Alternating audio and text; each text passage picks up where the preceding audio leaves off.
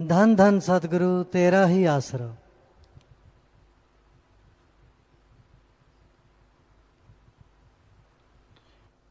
राम का नाम सदा सुखदाई।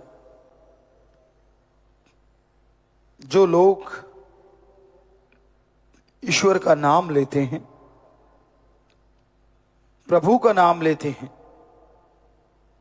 उन्हें अंदर बाहर किसी चीज की कमी तो क्या आनी थी, बल्कि कभी महसूस भी नहीं होता। राम नाम एक अलौकिक टॉनिक है। जो भी इसे लेता है वो खंडों ब्रह्मांडों की सैर करता है। इस धरती पे जिंदगी जीने का मजा ही उसे आता है।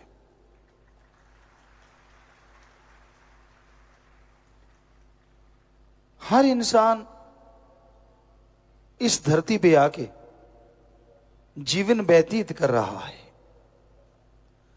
सुबह होती है, दिन गुजरता है, रात हो जाती है। नींद लेता है, सुबह उठता है, दिन गुजरता है, रात हो जाती है। यूं यह चक्कर चलता रहता है और इंसान को पता ही नहीं चलता कब उसकी उम्र कितनी हो गई।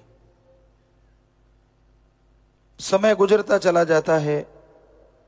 कई लापरवाही से, कोई बेहद परवाही से दुखी रहते हैं।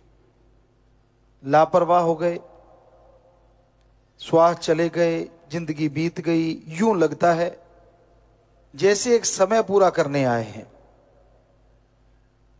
और ज्यादा टेंशन, ज्यादा चिंता, ज्यादा परवाह करना, वो भी दुख का कारण है। इंसान जब राम के नाम से जुड़ता है तो उसे पता चलता है कि हां, घंटे, महीने, साल जो गुजर रहे हैं कुल उम्र में से कम हो रहे हैं। एक तो राम नाम का जाप हो जाए ताकि जिंदगी का जो मकसद है, जो कर्तव्य है मनुष्य शरीर का, वो पूरा हो। दूसरा, मनुष्य शरीर के जो कर्तव्य हैं उनका निर्वाह करते जाओ। जो भी रिश्ते नाते आपके हैं उनके प्रति वफादार बनके, उनके प्रति जिम्मेदारी समझते हुए उन्हें पूरे करते चलो। फिर जो दिन गुजरे खुशी से गुजारो। अरे जो दिन आज गुजर रहा है वो आपकी लाइफ में, जिंदगी में दोबारा आने वाला नहीं है। हर दिन आपके लिए कुछ ना कुछ नया है और हर दिन जो गुजर गया वो लौट के आने वाला नहीं है। आप देखिए आपके बचपन के वो दिन आज भी आप याद करते होंगे। क्या वो लौट के आए? नहीं आए। आप जितना मर्जी चाहो, आज भी आपको लगता होगा कितने बेफिक्र होते थे। कोई परवाही नहीं, खाना है तो रो दिए, माँ ने खिला दिया। पहनना है तो माँ जाने, नहाना है तो माता जाने, कोई परवाही नहीं होती थी। पर वो बचपन आपके कहने से या किसी के कहने से जिनका अच्छा गुजरा है वो दोबारा आने वाला नहीं है, और जिनका बुरा गुजरा है वो दोबारा लाना नहीं चाहेंगे और आएगा भी नहीं। तो समय जो गुजरता जा रहा है ये लौट के आने वाला नहीं है। इसलिए समय की कदर करना सीखो। जिंदगी के हर दिन को खुशी खुशी व्यतीत करना सीखो। ईर्ष्या, नफरत, द्वेष, द्वेष, जो ये आपके अंदर भावनाएं हैं ना, इनका त्याग कर दो। ये किसी और को नहीं बल्कि आपको दुखी करती रहती हैं। ये किसी और का नहीं बल्कि आपका ही अकाज करती हैं। आपके अंदर कोई भावना आई, आपके अंदर गलत विचार आए, वो विचार आपको ले डूबते हैं। आप जलते रहते हैं, आप तड़पते रहते हैं, आप बेचैन रहते हैं, व्याकुल रहते हैं, क्योंकि गलत भावना से कुछ फायदा होने वाला नहीं है, नुकसान है। गलत सोच आपके अंदर आ गई, गलत विचार आपके अंदर आ गए, उससे आपकी आत्मा को दुख मिलता है, आपके दिमाग में परेशानियां होती हैं, शरीर को दुख मिलता है। तो इसलिए ईर्ष्या, नफरत, दोई, द्वेष त्याग दीजिए। इंसान का जैसा बर्तन होता है वैसा सामान उसमें आता है। सभी बर्तन एक जैसे नहीं होते। अब अगर गिलास कहे कि बाल्टी में पानी ज्यादा क्यों आता है, तो सारी उम्र कहता रहे, तो क्या गिलास बाल्टी जितना पानी ले लेगा? नहीं ले पाएगा। लेकिन आपका शरीर रूपी गिलास बाल्टी का पानी ले सकता है, अगर ईर्ष्या छोड़ के राम का नाम जपो। कहने का मतलब, आप किसी को भक्त समझते हैं कि ये तो बहुत बड़ा यार, मैं तो गिलास और वो बाल्टी। तो आप सुमरण कीजिए ना, भक्ति कीजिए, तो आप गिलास से बाल्टी बन सकते हैं, पर दुनिया में गिलास बाल्टी नहीं बन सकता। और बाल्टी गिलास वाला काम नहीं कर सकती, ये भी ध्यान रखा करो। कई बार ऐसा भी होता है, अब बाल्टी से पानी भरी हुई आप पी लोगे क्या मुंह पे लगा के? सवाल ही पैदा नहीं होता। ये उदाहरण किसी और वजह से है।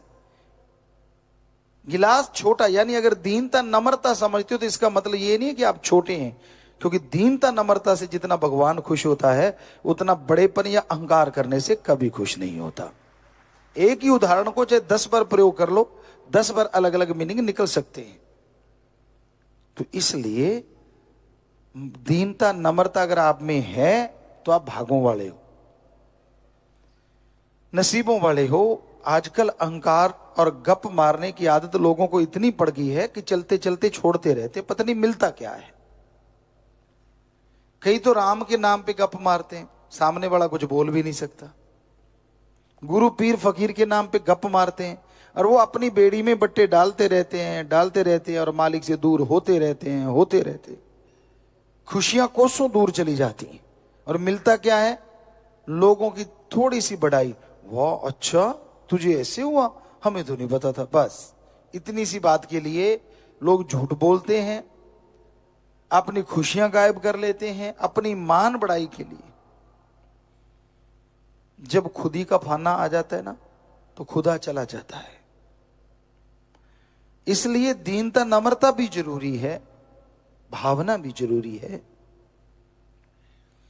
तो छोटा सा आपको उदाहरण दिया, उसके 2 मीनिंग्स निकाले अलग अलग। कहने का मतलब कोई भी बात का कोई भी मीनिंग निकल सकता है, इसलिए जल्दबाजी मत किया करो। कई बार लोग देखते ही नहीं कि हो क्या रहा है, बिना सोचे समझे गलत कदम उठा बैठते हैं, जिसकी वजह से सारी जिंदगी पछताना पड़ता है। तो ईर्ष्या नफरत छोड़ के भावना को शुद्ध करते हुए अगर आप रास्ता तय करेंगे तो मालिक जरूर आपके लिए उस रास्ते में मखमल बिछा देंगे, कांटे चुन देंगे। और ये तो कहावत आपको कई बार सुनाई है कि दूसरी की थाली में लड्डू बड़ा नजर आता है, और ये सच है। आजकल के बच्चों को शायद उतना नहीं पता, गांव में रहते उनको पता होगा। हमने बिल्कुल पास बैठ बैठ के ये चीजें देखी हैं। आमतौर पे ये होता था कि पूरे गांव में भाईचारा होता था, शादी होती थी तो वहां मिठाई वगैरह बनती थी, और घर घर से लोग दूध लेके जाते थे। मान लो घर में 10 किलो दूध है तो 2 किलो खुद रख लिया, या 5 किलो खुद रख लिया। 5 किलो जिनकी शादी है उनके घर जाके दे के आना, फ्री में होता था ये सारा। पर सामने वाला भी फिर ऐसे नहीं करता था, घर में बैठते जाके दूध देने गए, और बदले में जब शादी के दिन नजदीक है तो एक चाय की प्याली और एक लड्डू या जलेबी जो भी बनता वो दिया जाता। और वो भी थाली, बड़ी थाली सी होती थी, प्लेटें होती थी पुराने टाइम में, तो वो थाली में लड्डू रख दिया। खाने वाला ये नहीं देखता था कि मेरा कैसा, वो अच्छा यार उसको बड़ा ला के दिया, मुझे छोटा ला के दिया। होते वही हैं, पर कई बार हाथ ऐसे होते हैं बांटने वाले के, थोड़ा सा 19-20 का फर्क पड़ जाता है। अब किसी के हाथ इतने बड़े बड़े और किसी के इतने सी हैं, अब जितना उसमें सामान आएगा वैसे ही बनाएगा ना। तो वो जानबूझ के नहीं लाते, वैसे उठाया बीच में से रख दिया। एक किसके पास टाइम होता है, लेकिन खाने वाले के पास टाइम होता है, वो जरूर देखता है, अच्छा उसको तो बड़ा और मेरे छोटा, अगली बार 5 किलो की जगह 2 किलो ही दूध आता है। तो वो कहावत बन गई, दूसरी की थाली में लड्डू बड़ा नजर आता है। ये हकीकत है, ये हमने होते देखा है, लोगों को बोलते देखा, यार देखो उसको ज्यादा ला के दिया, मुझे कम ला के दिया, और उससे किसी का पेट नहीं भरता। वो तो एक सत्कार होता है, एक सम्मान होता है। ऐसे ही कई सत्संगी भी होते हैं, क्योंकि हम सेवा में शुरू से आया करते, कईयों को कहते सुना, देखो यार परमपिता जी ने उसको तो कपड़े दे दिए और मुझे छोटा सा टावल, यार मेरे को तो रुमाल ही दिया है। और कई जिनको दृढ़ यकीन होता है वो कह देते नहीं, वाह रुमाल मिल गया यार, सतगुरु के हाथ से लगा हुआ, छाती पे लगा, चूमते हैं, दिल से लगा के रखते, उनको कोई लेना देना नहीं किसको क्या मिल रहा है, उनको जो मिला उससे वो बेइंतहा खुश रहते। और जो दूसरों की ईर्ष्या कर करके वो अपने वाली जो खुशियां सतगुरु ने बख्शी है वो सारी गवा के चले जाते हैं। ये सच्चाई है, ये वास्तविकता है। तो इसलिए ईर्ष्या नफरत नहीं करनी चाहिए किसी भी क्षेत्र में, चाहे वो रूहानियत का क्षेत्र है, चाहे दुनियादारी का क्षेत्र है, कोई भी क्षेत्र। आप अपने बर्तन के अनुसार सामान लेते हैं, और पीर फकीर एक खुशी में कुछ भी बख्श देता है तो वो समझो आपके लिए बेहद और बहुत बड़ी दात है।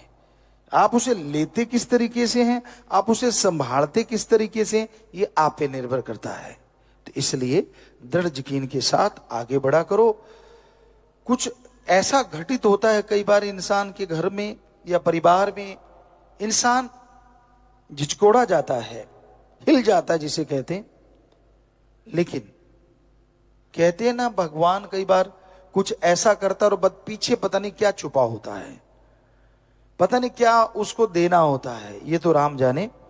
या फिर ये भी हो सकता है कि उसके कोई भयानक कर्म जुड़े होते हैं जिसकी सजा उसे मिलती है। और अगर वो सत्संगी है, राम का नाम लेने वाला है, तो वो तेरा भाड़ा मीठा लागे कि मालिक तू जान, तेरा काम जान, मैं तो तेरा बच्चा हूं, मेरे लिए क्या सही है क्या गलत वो तो तू जानता है। अगर मेरे लिए ये सही है तो सतवचन, अगर वो सही है तो भी सतवचन। तो दृढ़ यकीन के साथ जो ऐसा करते हैं उनको कभी टेंशन नहीं आती, कभी दुख नहीं आता, कभी परेशानियां नहीं आती, और वो मालिक की खुशी में झोलियां भरते हुए जिंदगी गुजारते रहते हैं।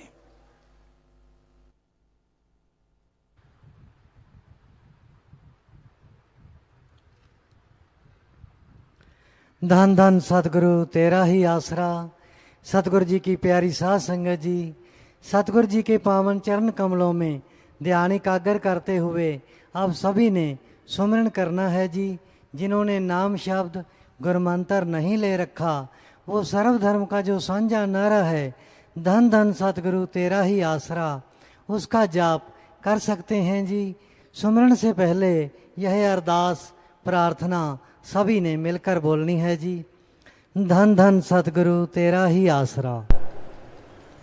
हे परम पिता सतगुरु परमात्मा, हे परम पिता सतगुरु परमात्मा, आप हमारे गुरु आप हमारे गुरु MS जी संत डॉक्टर गुरमीत राम रहीम सिंह जी इंसा को MS जी संत डॉक्टर गुरमीत राम रहीम सिंह जी इंसा को जल्दी से जल्दी परमानेंट हमारे बीच ले आए जी। जल्दी से जल्दी परमानेंट हमारे बीच ले आए जी। हे MS जी गुरु जी, हे MS जी गुरु जी, आप जी परमानेंट हमारे सामने पधारो जी। आप